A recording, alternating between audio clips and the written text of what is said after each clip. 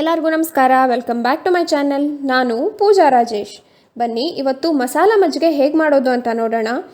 ಈ ಬೇಸಿಗೆ ಟೈಮಲ್ಲಂತೂ ಈ ಥರ ಕೋಲ್ಡಾಗಿ ಇರೋದನ್ನು ಕುಡಿಯೋಣ ಅಂತ ಅನಿಸುತ್ತೆ ಅಲ್ವಾ? ಆ ಟೈಮಲ್ಲಿ ನೀವು ಇದನ್ನು ಮಾಡ್ಕೋಬೋದು. ಬನ್ನಿ ಇದನ್ನು ಮಾಡೋದು ಹೇಗೆ ಅಂತ ನೋಡೋಣ. ನಾನಿಲ್ಲಿ ಮಿಕ್ಸಿ ಜಾರ್ಗೆ ಒಂದು ಸ್ವಲ್ಪ ಕೊತ್ತಂಬರಿ ಸೊಪ್ಪು, ಹಾಗೆ ಒಂದು 5ರಿಂದ 6 ಪುದೀನ, 1 ಹಸಿಮೆಣಸಿನ್ಕಾಯಿ, ಹಾಗೆ ಒಂದು ಸ್ವಲ್ಪ ಶುಂಠಿನ ತೊಗೊಂಡಿದ್ದೀನಿ. ಹಸಿಮೆಣಸಿನ್ಕಾಯಿನ ನೀವು ಸ್ಕಿಪ್ ಮಾಡ್ಬೋದು. ಹಾಗೆ ಅರ್ಧ ಚಮಚದಷ್ಟು ಜೀರಿಗೆ ಪುಡಿನ ಹಾಕ್ತಾಯಿದ್ದೀನಿ.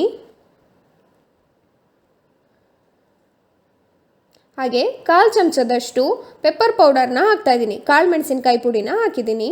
ಹಾಗೆ 1 ಕಪ್ಪಷ್ಟು ಮೊಸರನ್ನ ತೊಗೊಂಡಿದ್ದೀನಿ, ಇದನ್ನು ಹಾಕಿದ್ದೀನಿ. ಸ್ವಲ್ಪ ಉಪ್ಪನ್ನು ಹಾಕ್ತಾಯಿದ್ದೀನಿ. ಆಮೇಲೆ ಬೇಕು ಅಂದರೆ ಆಮೇಲೆ ಮತ್ತೆ ಆ್ಯಡ್ ಮಾಡ್ಕೊಳ್ಳೋಣ. ಇದನ್ನು ಒಂದು ಸಾರಿ ಚೆನ್ನಾಗಿ ರುಬ್ಕೋಬೇಕು. ನೋಡಿ ಈ ಥರ ಆಗುತ್ತೆ. ಇದನ್ನು ಒಂದು ಪಾತ್ರೆಗೆ ಶಿಫ್ಟ್ ಮಾಡ್ಕೊಳ್ತಾ ಇದ್ದೀನಿ. ತುಂಬಾ ಚೆನ್ನಾಗಿರುತ್ತೆ, ಇದನ್ನು ಖಂಡಿತವಾಗ್ಲೂ ಟ್ರೈ ಮಾಡಿ. ಹಾಗೆ ಇದಕ್ಕೆ ಒಂದು ಸ್ವಲ್ಪ ನೀರನ್ನು ಹಾಕ್ತಾ ಇದ್ದೀನಿ. ನೋಡಿ ಒಂದು ಸಾರಿ ಇದನ್ನು ಮಿಕ್ಸ್ ಮಾಡ್ಕೊಳ್ಳೋಣ. ಉಪ್ಪು ಬೇಕು ಅಂತ ಅನಿಸಿದರೆ ಇನ್ನೊಂದು ಸ್ವಲ್ಪ ಆ್ಯಡ್ ಮಾಡ್ಕೋಬೋದು. ಇನ್ನೂ ಯಾರೆಲ್ಲ ನನ್ನ ಚಾನೆಲ್ಗೆ ಸಬ್ಸ್ಕ್ರೈಬ್ ಆಗಿಲ್ವೋ ದಯವಿಟ್ಟು ಸಬ್ಸ್ಕ್ರೈಬ್ ಆಗಿ. ಹಾಗೆ ಪಕ್ಕದಲ್ಲಿರೋ ಬೆಲ್ ಐಕಾನನ್ನು ಪ್ರೆಸ್ ಮಾಡಿ. ಅದರಿಂದ ನಾನು ಯಾವುದೇ ಹೊಸ ವಿಡಿಯೋ ಹಾಕಿದ್ರೂ ನಿಮಗೆ ನೋಟಿಫಿಕೇಷನ್ ಬರುತ್ತೆ.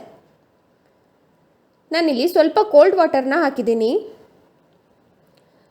ಹಾಗೆ ಒಂದು ಸ್ವಲ್ಪ ಉಪ್ಪನ್ನು ಹಾಕ್ತಾಯಿದ್ದೀನಿ, ನೀವು ನೋಡಿಕೊಂಡು ಹಾಕ್ಕೊಳ್ಳಿ. ಹಾಗೆ ಒಂದು ಸ್ವಲ್ಪ ಲಿಂಬೆ ಹುಳಿನ ಹಾಕ್ತಾಯಿದ್ದೀನಿ.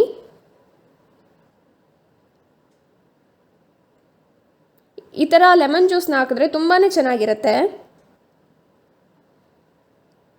ನೋಡಿ ರುಚಿಯಾಗಿರೋಂಥ ಮಸಾಲ ಮಜ್ಜಿಗೆ ರೆಡಿ ಆಯಿತು. ನಿಮಗೆ ಈ ರೆಸಿಪಿ ಹೇಗೆ ಅನ್ನಿಸ್ತು ಅಂತ ನನಗೆ ಕಮೆಂಟ್ ಸೆಕ್ಷನ್ನಲ್ಲಿ ತಿಳಿಸಿ. ಹಾಗೆ ಈ ರೆಸಿಪಿ ನಿಮಗೆ ಇಷ್ಟ ಆಗಿದ್ದರೆ ಪ್ಲೀಸ್ ಲೈಕ್ ಮಾಡಿ, ಶೇರ್ ಮಾಡಿ, ಹಾಗೆ ಸಬ್ಸ್ಕ್ರೈಬ್ ಮಾಡಿ. ನನ್ನ ಮುಂದಿನ ವಿಡಿಯೋದಲ್ಲಿ ಸಿಗ್ತೀನಿ. ಅಲ್ಲಿ ತನಕ ನಮಸ್ಕಾರ.